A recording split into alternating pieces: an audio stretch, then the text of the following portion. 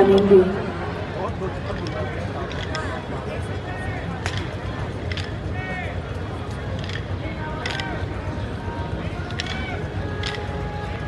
आपके सामने आ रही है संस्कृति विभाग एवं सिंधी साहित्य अकादमी की ये झांकी।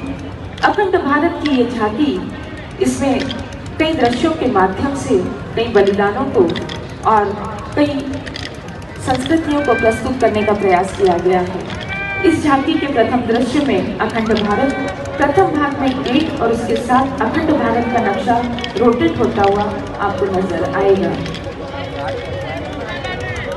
संस्कृति विभाग एवं सिंधी साहित्य अकादमी की अखंड भारत की यह झांकी आपके सामने से गुजर रही है।